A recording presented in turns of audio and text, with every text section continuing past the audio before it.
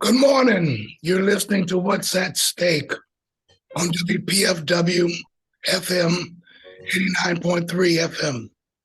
I'm Reverend Grayland Scott Hagler, your host every second Wednesday of the month. Our executive producer is Verna Avery Brown, and our engineer this morning is Michael Nasala.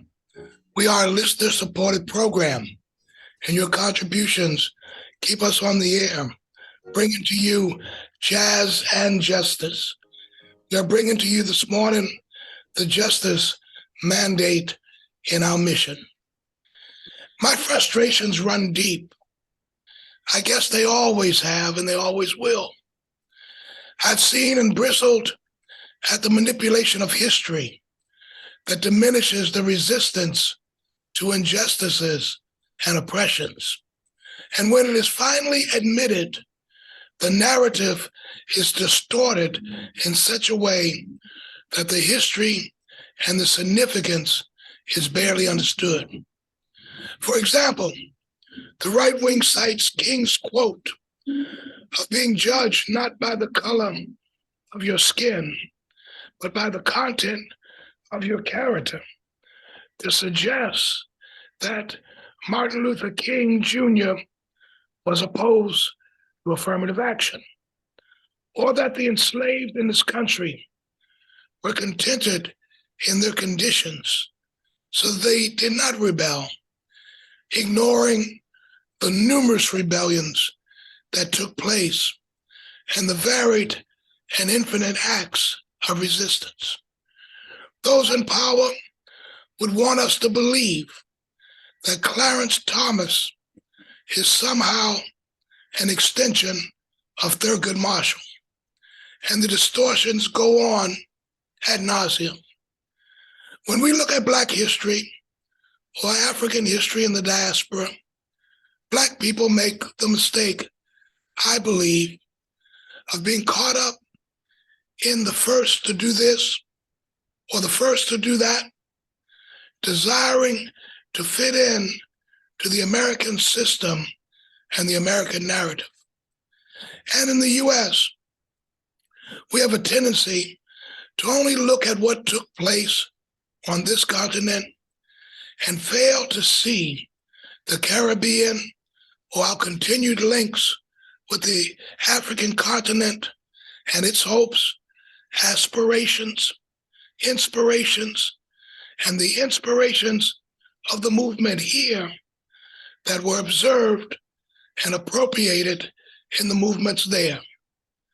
For example, Denmark Vesey, organizing out of what would become Mother Emanuel Church in Charleston, South Carolina, planned one of the largest rebellions of enslaved people in that colony. He modeled the plans for his rebellion on the Haitian uprising and their revolution, an inspiration to enslaved people in the Americas and a nightmare to slaveholders. The rebellion was started, and Vesey was hanged along with many others. Vesey was one of the founders of the African Methodist Episcopal Church in Charleston, South Carolina, and in its evolution eventually becomes Mother Emanuel Church, where Dylan Roof, a white supremacist, would go to Bible study in 2015 and gun down Black worshipers engaged in study. Now, people don't fully grasp the role faith movements, church, and religious institutions have played in the resistance of oppression and injustices. And many in the church do not understand that faith movements and the entity called the church has been the backbone of the movement for liberation, whether in the US, the Caribbean, or on the African continent. It was introduced to the enslaved in the Americas to make them docile and obedient. But Africans came with their own spirituality, appropriated it, and transformed the theology into something that was usable and sustainable for them. This resulted in many U.S. colonies outlawing Blacks from worshiping altogether. Now, instead of me boring you with stories, we have an expert in the field of theology, history, and faith, and that is the Reverend Dr. Perzavia Praylow, who is the immediate past pastor of 15th Street Presbyterian Church here in Washington, D.C. The Reverend Praylow is a minister of word and sacrament, ordained in the Presbyterian Church USA. She is currently the director of Contextual Theology at Howard University School of Divinity. Before serving as the pastor of 15th Street Presbyterian Church, she served as a Presbyterian pastor in South Carolina and Washington, D.C. She was an assistant professor of American history at Augusta University in Augusta, Georgia. Her roots stretch from the Sea Islands of South Carolina to the skyline of Jersey City, New Jersey, where she was born and raised. She has previously served as the pastor of Calvary Presbyterian Church in Winsboro, South Carolina, and a minister elder at the Church of the Living God in Champaign, Illinois, in addition to teaching African and American history at Bowie State University and other colleges and universities. Dr. Praylow earned her PhD in American history, her master's in educational policy, and master in history, all from the University of Illinois, Urbana, her MDiv, Masters of Divinity, at Columbia Theological Seminary in Georgia, Masters of Sacred Theology at Lutheran Theology, Southern Seminary in South Carolina, and her BA in History at Drew University in New Jersey. Dr. Praylow focuses on 20th century race relations, American religious history, African American social equity, and the history of education. So you can see we got a heavyweight here today, sisters and brothers, and I want to bring on Dr. Praylow, who may interact with what I said, opening up this morning our dialogue on the church, on religion, on history, on the influences of liberation and resistance. Dr. Praylow, good morning and welcome. Thank you so much, Reverend Hagler, for having me. I'm excited to be a part of this ongoing conversation. My ministry and my leadership, I'm representing myself in this conversation, both as a clergy person, but primarily as someone who is deeply passionate and about raising questions of the role of the church and what I call historic movement for freedom and social justice. And as you begin to think about the next question you'd like to dialogue with in this conversation, Reverend Hagler, I'll begin just by sharing some opening remarks that historically, when we think about the pursuit of African American equality in these United States, specifically talking about United States of America, the African American church has always been at the center. We can look at the 1960s and the 70s, and even in the context of the enslaved, it raises question, what were the movement centers in African American freedom struggles? And certainly Alden Morris talks about the Black church as being a movement center. So regardless of the historic time period we look at, we can certainly link African American freedom struggles to religion more broadly, and certainly to African American Christianity and how we understand and evaluate the past as well. So I'm looking forward to the conversation. Where would you like to begin in our dialogue today? Well, I guess I want to ask, first of all, what caused you to gravitate towards history African history, African American history. Absolutely. I'll just tell a little bit about my intellectual journey and development.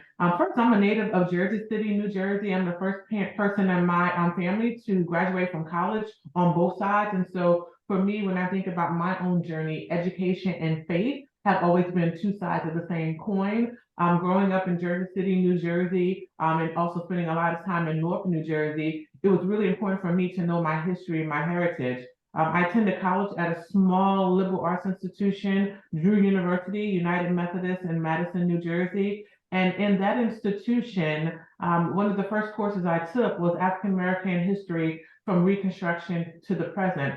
As a student of color at a predominantly white institution, I wanted to better understand the systems of inequality existing across the country. And so history gave me a framework to study that. And I also too wanted to better understand just the upward mobility of my own family. My grandparents are from the Sea Islands or from the South Carolina area. And so as I began to better understand and situate my grandmother's story in light of the African-American migration from the South to the North, I began to raise questions about how do we understand better not just the African-American pursuit of equality, but what economic equality looks like across generations.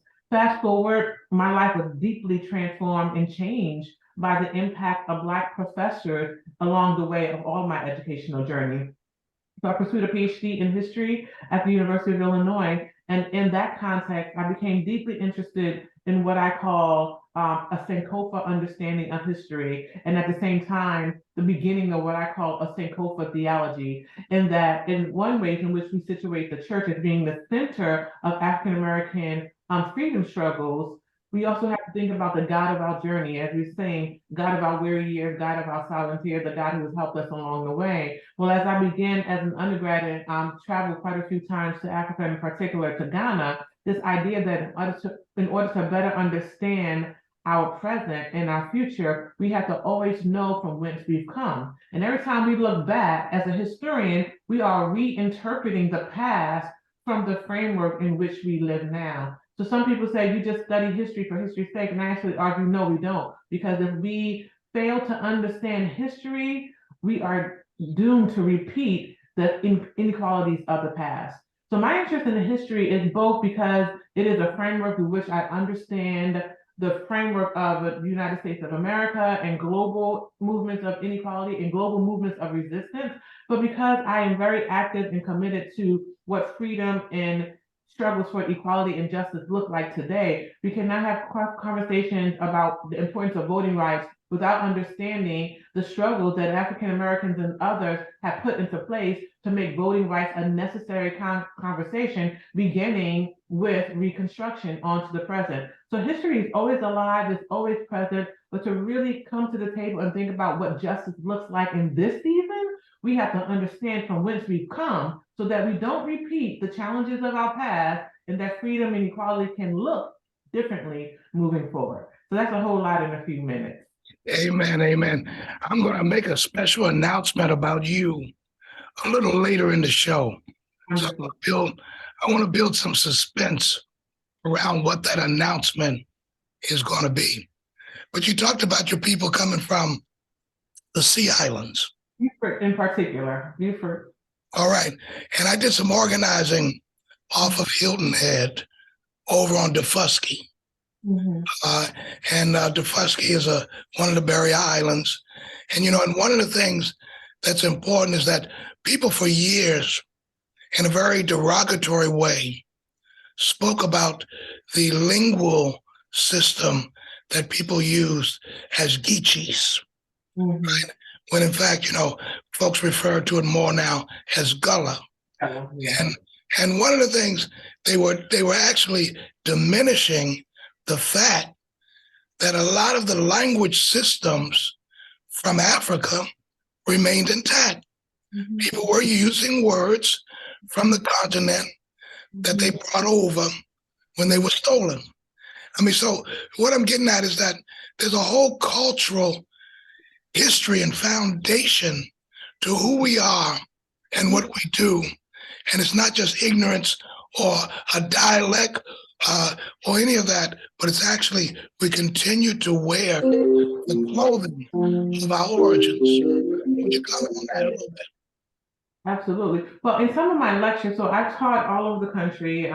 Most recently, before I came to Howard, I taught at Bowie State University. But wherever I'm teaching the narrative of African American history, we begin looking at, of course, the African American experience, not just in these United States, but really looking at the point of the departure of enslavement, the ways in which West African history figures prominently in what becomes the African American experience. And when Africans arrived in southern cities, they weren't African Americans, they were Africans who had a rich, diverse history in their West African context, reimagining experience in these United States. But what you mentioned is what I call Africanisms, and the whole idea that scholars claim that African cultural patterns survive the Middle Passage. There are ways in which we can talk about the Middle Passage as being completely detrimental to African culture, and that African culture did not survive the Middle Passage. Well, even just this important example that you raised in terms of Gullah Geechee dialect, that African language patterns did survive the Middle Passage. But it's just not even about language, but it's also about religion. As we think about the ways in which Africans who have come from different expressions of Christianity and other religions have reformed and refashioned what it means to be Black and Christian in these United States of America, regardless of what the expression of Christianity looks like, whether we even name it as Methodist, AME, Presbyterian, Lutheran. African Americans who are worshiping in a multiplicity of diverse Christian expressions have always had to raise what does it mean to be Black culturally in light of their Christian identity formation. And so one of the blessed journeys of teaching history in South Carolina and being a pastor in South Carolina is that blending of the past and the present. And I also served as a chaplain in the hospital, and one of the most fascinating questions I became introduced to is a question around who are you, or more colloquially, who your people be. But it's this ways in which our stories shape us. They don't ultimately define who we become in God and where we go in our life and our journey, but our stories shape us. So history is not just an academic thing that I've studied along the way, but the ways in which we pass on our history, and more specifically our stories, because of the culture of our elders and the centrality of the griot, right, in African cultural history. So we just need to understand that, back to your point, that African culture, given its vast diversity, has survived the Middle Passage. And that's the point, Dr. Praylow, is that folks want to assert that somehow Africans arrived here as blank slates. No spirituality, no history, right? No cultural content, all of that type of stuff. I was talking to a pastor, this was years ago, in one of the Berry Islands. And he said to me, it was a Baptist pastor, and he said to me, I said, so people born again? He said, no. He said, people come through. And I went, what does that mean? Yeah. He explained to me confirmation on that island in that church, which he said, when you turn 12, if you were male or female, you were assigned a spiritual mother or father who would teach you to pray and who would prepare a place for you to pray in the middle of the woods. And you would stay out there all night until you hear God pass through. And then you were confirmed in the faith because God had passed through the woods in the middle of the night. Very African. Very African, yeah. Right? I mean, so I'm pointing that as sort of like the stuff that you point out is there. It's a part of it. But what happens to oppress us is that we're made to be ashamed of it, to distance ourselves from it, to pretend that it's not part of our DNA. And so when you lift up history, the way you lift up history, you're basically causing us to be in recovery. I'm going to put it that way, in recovery, just like in a medical, health-wise recovery. You want to comment on that? Absolutely. And here's the thing, I made a comment a few moments ago that when we look at the past and even when we try to make sense of the present, we look at the past and even present struggles for equality, political realities, economic realities. We look at it from our framework, from our vantage point. And so history is deeply shaped by the framework through which we are looking backwards, right? So I say all that to say that it has been deeply empowering for me to have diverse contexts where I have taught the narrative of American history. Starting in my undergraduate studies at a Methodist Christian school, then moving all the way to Illinois, where I started teaching history as an instructor at a Research One intensive university. But in all that, because of my framework, as a Black woman from working class backgrounds in these United States, the questions that I'm going to raise of the historical record would be a little bit different than others who have a different experience. And so I bring that framework into the classroom. And even in my most recent class experiences teaching at historically Black colleges in South Carolina and in Maryland, it's been deeply empowering having a whole community of students who understand the importance of African American history. When I've also taught in diverse public universities, and the students were a diverse group racially and economically, I basically had to teach the American narrative in such a way where I centered the historic experiences of people's history that have been marginalized on the framework or the fringes of the American narrative. So it raises the question, what is American history? So I teach American history. And in fact, I should have started with my ongoing disclaimer that African American history is American history. And so to teach American history through what I call the intersecting and interlocking lens of difference is really how we better understand the American narrative.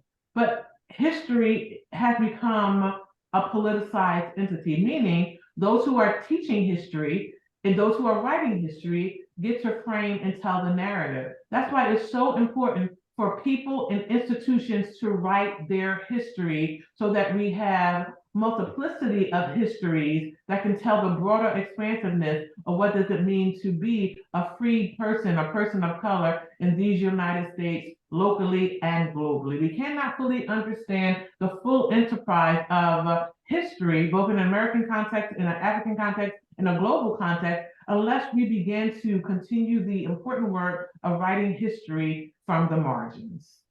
And that's important because what happens very often is major stuff gets left out. It's lost in translation. That's right. Right. And I was talking to one of our church members who was an older member who was born in Wilmington, North Carolina. And we started talking about the coup in Wilmington. And I'll never forget, he said, and that was what, y'all, that was, I think that was 1898. He looked at me and he said, what coup?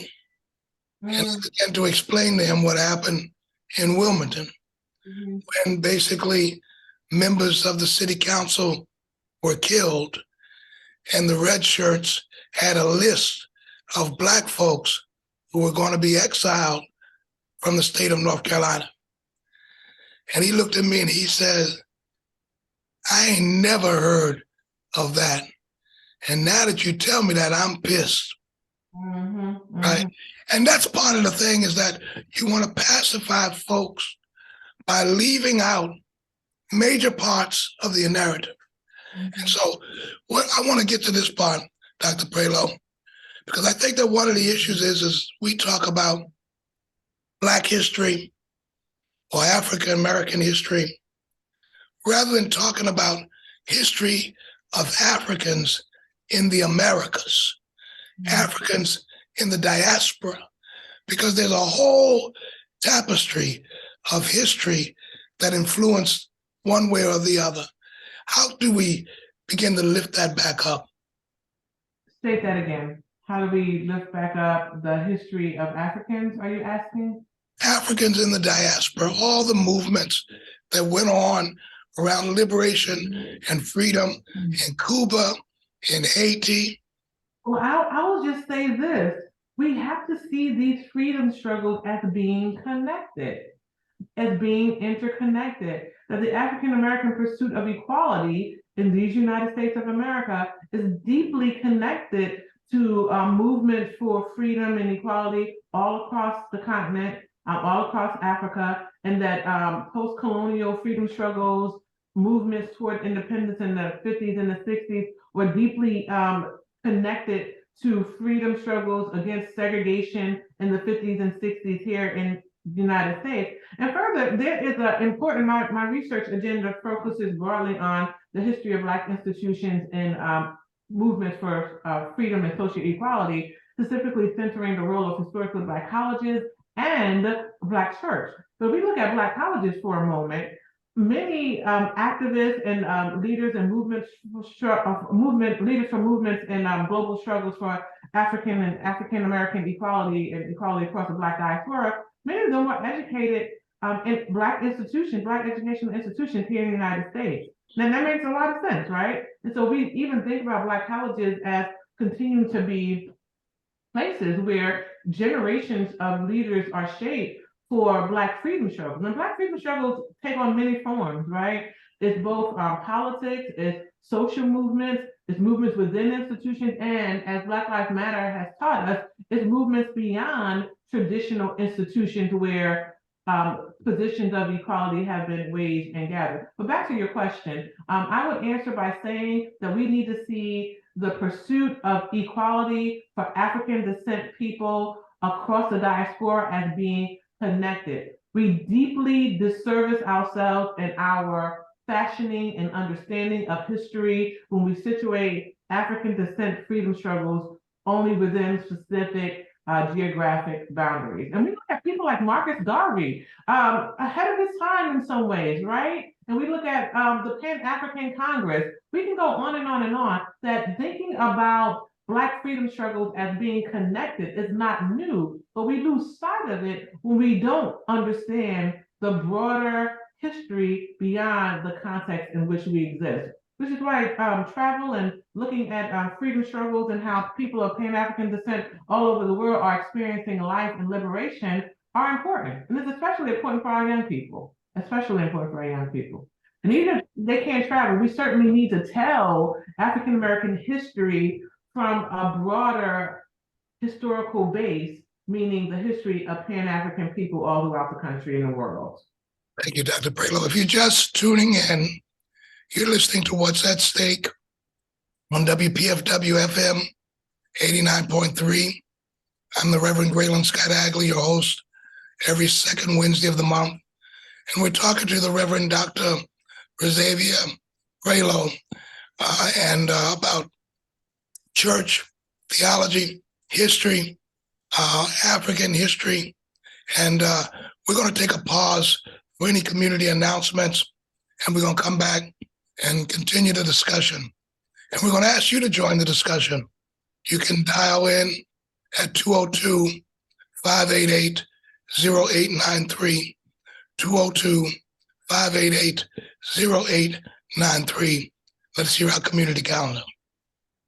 WPFW is celebrating the 125th birthday of artist and revolutionary Paul Robeson, who was persecuted by the U.S. government for standing up against injustice and not bowing to U.S. McCarthyism, Russophobia, and racism that continue to plague this country to this day. April 9th through April 15th, check out celebrations on shows throughout the week, including Spirit of Jazz, Sunday Kind of Love, To Heal DC, Building Bridges, Sophie's Parlor, On the Ground, and News Talk. Plus even more special coverage every day with opportunities to secure rare recordings of Robeson or a copy of Robeson's own book, Here I Stand, which is a bold manifesto for justice. Look for a complete schedule, including information for a special April 22nd event on our website, WPFWFM.org. We are 89.3, celebrating Paul Robeson, the tallest tree in our forest, and building a better world, one broadcast at a time. It could not be more timely, that community announcement, given the topic that we're talking about. Joining our discussion, 202-588-0893. We're speaking with Reverend Dr. Perzavia Praylow, and we're going to have a very special announcement before she leaves our program today. Michael, is there anybody on the phone? Caller, you're on the line. Go ahead. Share your comments with us. Good morning. Good morning, Pastor Hagler. This is Art Cribbs. Hey, Art. How you doing? Good, brother. Appreciate your conversation this morning. I was reminded of our time of traveling together to Cuba some years ago, and how often we don't have the connection between the peoples of Cuba and the United States. You've identified Haiti this morning, the peoples of Haiti and the United States. And currently, we are living, I believe, in an era of setback. Every day, we see a diminishing of opportunity, of economic equity, and Black people are in the center of what I believe is the demise of a nation that is predicated on slavery, disenfranchisement, and alienation of African peoples, not only in this country, but in this hemisphere, not only in this hemisphere, but around the world, including the continent.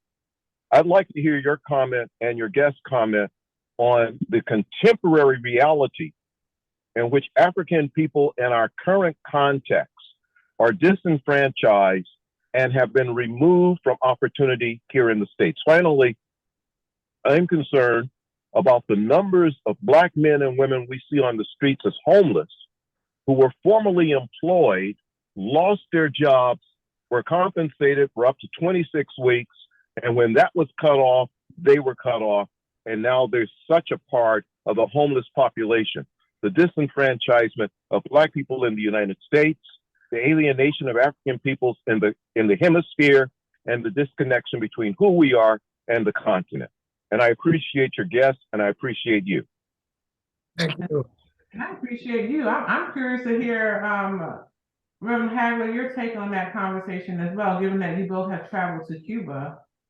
Let me just say, Dr. Praylow, that was Reverend Art Cribbs, who is out at pastor at Little River United Church of Christ in Virginia, has spent years in California, and comes with great insight and great experience.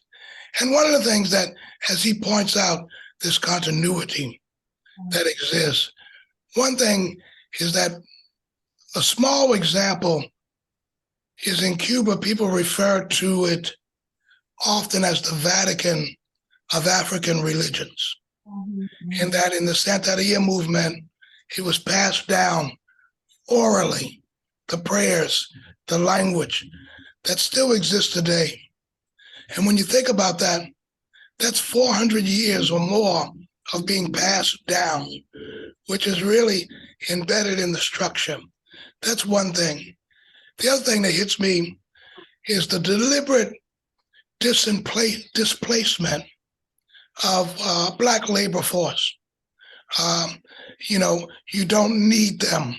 And therefore, the reality is you can discard them to jails, discard them to tent cities, those types of things. And clearly we got to look at what a society looks like to be holistic. And one thing that happens is that whites are conditioned to believe that they're better off than Blacks, even though all whites are headed towards the same destination as Blacks who have been discarded. So, but people divorce themselves from that reality. Your comments, Dr. Praylow. Yeah, commenting about disenfranchisement and picking up with what you just mentioned, Reverend Hagler, about some racial ethnic groups seemingly not understanding that they too are disenfranchised. It just reminds me of that quote from Dr. King, that what impacts one, and I'm paraphrasing, what impacts one impacts another, that we are all interwoven together. And I think as we think about what it means to promote the economic sustainability of everyone, including those who are now finding themselves in greater realities of homelessness and poverty, that we have to begin to look more holistically around how economics impact each of us and how decisions shape not just one particular economic group, but others as well. And I'm definitely interested in bringing the church into this conversation, because it raises the question, how do we deal with homelessness? How do we deal with poverty from the vantage point, not of government, but really in our day-to-day realities as clergy persons and persons of faith as well. Yeah. I definitely appreciate and support what churches are able to do, but we have limited capacity, and to think about how we maximize what we can do to address these kind of economic instability that many in our nation, and specifically right here in our backyard in DC, are experiencing. Join the discussion, 202-588-0893. Pastor Hagler, I'd like to invoke the name of Dr. J. Herman Blake. Dr. Blake was president at Tougaloo College, professor in the University of California, Santa Cruz, and the University of California system. And he was the person who introduced me to the Gullah people of the islands. He did deep study, brought persons to the United States for education. Dr. J. Herman Blake. He also was responsible for Huey Newton becoming Dr. Huey Percy Newton with a PhD from the University of California, Santa Cruz. And I'm mentioning Dr. Blake because for me personally, he was so integrated in the lives of the island people, bringing them to the United States, taking people to the islands to reconnect the cultural integrity that we share. So Dr. J. Herman Blake is a name I'd like to lift up in this conversation because of his relevance and his dedication to the reintegration of Black people in the hemisphere. Thank you, Reverend Cribbs. And one of the things I want to point out is that one of the things that Reverend Cribbs sort of jogged my memory, one of the quotes I've always loved, I don't hear people talk about it too much, was when King talks about on the road to Jericho, that you fling a beggar a few pieces of coins, few coins, and you feel good. And he says that a road that produces beggars needs to be restructured, such as the United States of America. We have some callers on the line. Go ahead, we'll receive your call now. Good morning. Talks about. Hello? Yes. I just wanted to make a comment about You have to turn your radio down in the background, sir. visually impaired. I can't get the better now. I just wanted to make a comment that you were talking about the plight of Black employment in America now. You know, George Bush in 2001, he met with Vicente Fox, the president of Mexico, 8 times within about maybe 7 months, and they negotiated the influx of immigrants to this country from Mexico to do that very same thing, displace Black employment. And so, you know, that's where we are, and that's where it's going to be, and they have multiplied themselves now. And so, you know, it was never a great pushback on that, and he did that to fill the corporate needs for cheap employment. So that's how we got to that. But initially on the conversation with you and the doctor there, what I'm hearing is there's an admixture adding to Christianity. You know, when Christ hung on the cross, he said it was finished.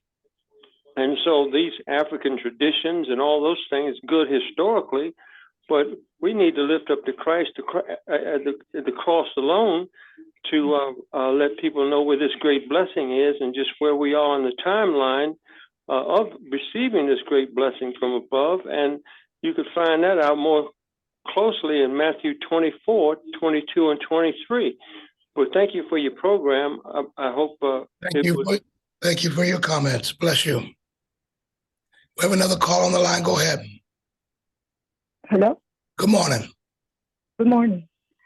My name is Isabel Quintero. I am Afro-Colombian, and I would like to comment on, first of all, congratulate Dr. I forgot the last name, I couldn't catch it, Yeah, Praylow. Praylow, Dr. Praylow, because when you get educated, you get a real vision of what's going on. And for instance, we have in Colombia, there is a new government, new president and a new vice president. And the vice president, she praises the Cuban regime because the way they treat their doctors internationally, they send their Cuban doctors to work in Colombia. And she said that that's a good program that provides them good opportunity to thrive around the world. What she doesn't understand is that they only get paid $200 a month. They go to another country, they serve for a couple of years, they don't see any money, so they're starving. And the reason why they don't get paid or they only get paid until they come back to Cuba is because they had to go back. Otherwise, they would stay in and apply for political asylum, whatever the country Sure. they're doctors. So to me, she's an Afro-Colombian, and praising the Cuban regime for doing that to their doctors is a lack of knowledge of the real situation. To me, that's modern slavery. Who could live with $200 a month? Yes, we hear you. Thank you. I really appreciate your comments. I just want to point out that sometimes we get half the story or a third of the story. And I want to point out that the new ambassador to the U.S. from Colombia is Afro-Colombian, Luis Murillo. I baptized his children. He was a member of Plymouth United Church of Christ before he returned to Colombia. I'm very proud of that history. But also, Colombia has to dig out from under really the vestiges of colonialism that has kept people of color, particularly Afro-Colombians, suppressed and oppressed. We're running out of time, but I want to go to the caller. You're on the line. Good morning. Share your comments. Caller, go ahead. Hello? Hello? Yes. Yeah. Is the professor from Howard University? Yes. Okay. Now, let me make brief comments. From 1891 to 1909, King Leopold was so savage and brutally killing our people in the Congo. Mark Twain was revealing some of the things that were happening there. And it was in 1905 that Howard University students started demonstrating against that savage brutality. Competition? Oh, absolutely. Yeah. Okay. So all I'm saying is that we Africans globally, if we put our heads together, we will change the world for good. Just like many of us who came from outside and are buying houses where we could have never thought of. It was the sacrifice of our African American brothers and sisters that put their lives on the line for us to be free. Anybody, not only Africans, but anybody can come anywhere and buy properties anywhere because of the sacrificial life of the African Americans here. Therefore, we must put our heads together for good of the world, not just for us Africans, but for the whole world. We great. We're sharing your comments. Thank you. Thank you very much. Before I have to jump off the line, just to share that freedom travels today throughout the global pan-African, we have much to learn from the interconnectedness of Pan-African people and freedom struggles historically. And we lose sight of our connection more to the call of response when we don't know that history. So what we're doing is not new in maintaining this call to connect Black freedom struggles across the diaspora. We can learn a lot from our past movement for equality. Dr. Praylow, before you go, I know you got to go. You let me know that already. But I want to say this. We're going to continue with the discussion here, but I want to say this. I stepped down as senior pastor of Plymouth Congregational United Church of Christ in September, this past September. And the church has been involved in a search for an interim pastor. And it is with great pleasure and great celebration that I let our audience know that the Reverend Dr. Perzavia Praylow is the interim pastor at Plymouth Congregational United Church of Christ starting this Sunday. It is going to be a great time at the church. We are truly blessed by the depth of her spirit, her intellect, and her accomplishment. And we look forward to some very, very wonderful times at Plymouth.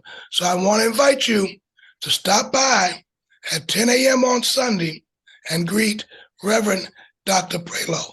I know you got to go. I'm going to continue the discussion. Well, thank you so much for welcoming me, as a guest in this conversation. And I look forward to returning. I have to invite myself, but I think the invitation is there.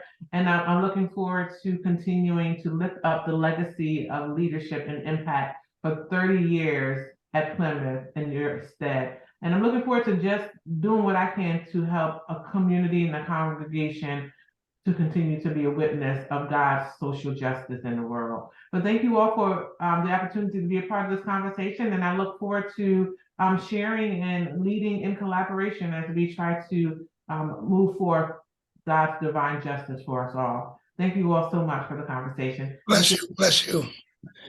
You're listening to the WPFW, What's at Stake, 89.3 FM. I'm the Reverend Graylin Scott Agler, your host every second Wednesday of the month. We still have some callers on the line. I'm going to receive your calls. Caller, go ahead. This is Rick calling you long distance from Germany, man. Yeah. I just want to say that you are not going to cure or even treat the homeless problem, the drug addiction problem, and peoples with disabilities without socialism there in America.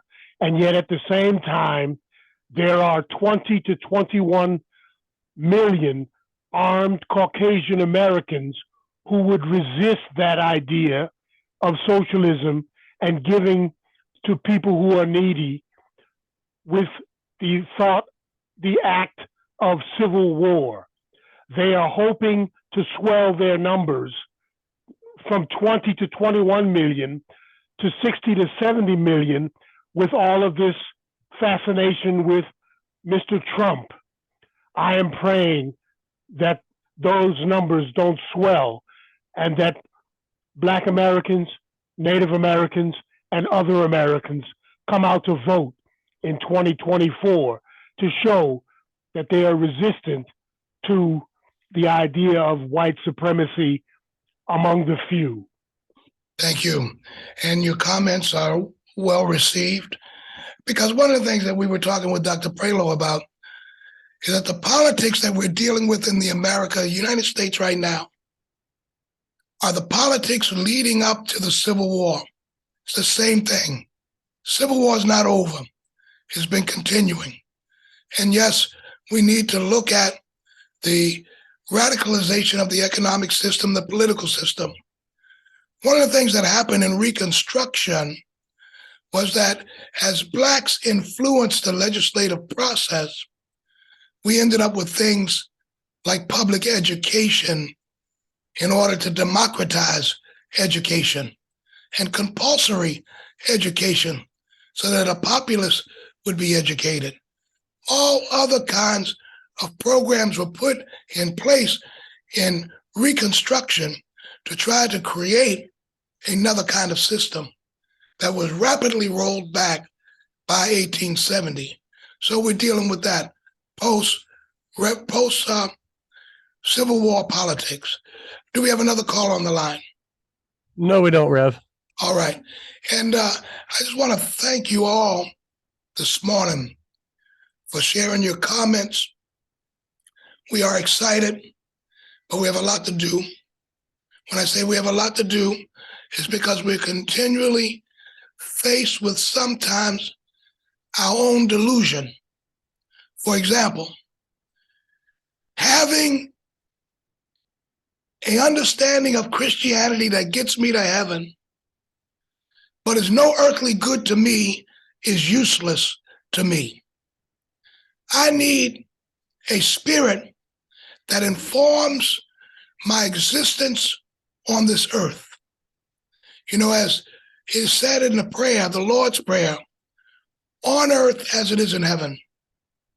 The perfection of heaven on earth in my lifetime, not in by and by, not waiting to get there, not waiting until I die, but fighting right now against the forces of evil to manifest a presence of promise. Too often, we want blessings without the struggle. There has to be struggle in order to get to the blessings. How do I know that? Because some people really consider themselves and are blessed politically, economically, sociologically, and they're not giving that up. Why would they? The fact is that the African presence in the America had always had to kick open doors and tear down walls and change systems and challenge systems and wrestle privilege away from those who want to hold on to it and share it with everybody else.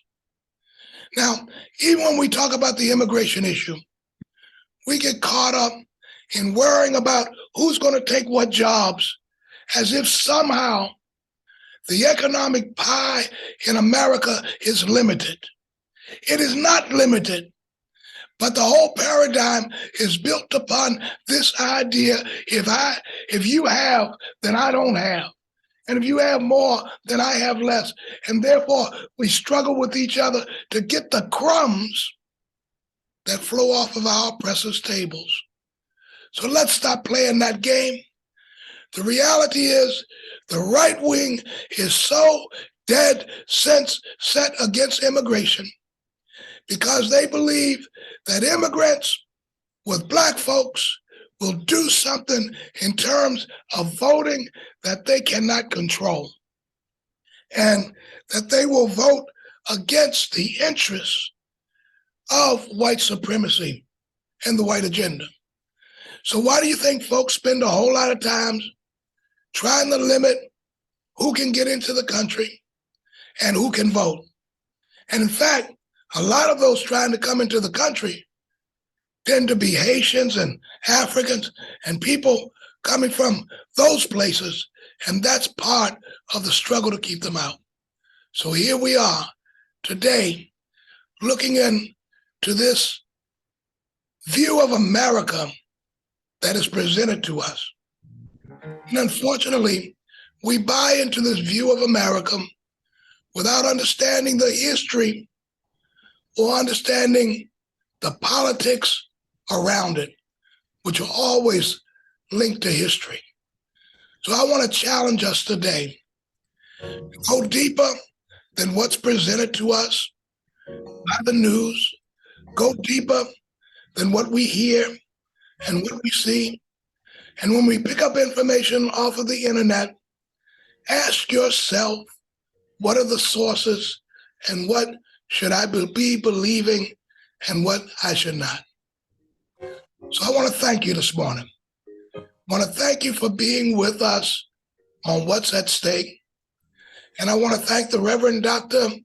Perzavia Praylow, who is the interim pastor now at Plymouth Congregational United Church of Christ, the church I stepped down from in September after serving 30 years. So I look forward to being with you again on the second Wednesday of this month. I'd like to thank our engineer, Masala, and I want to thank the entire WPFW community. I can't wait to be with you again.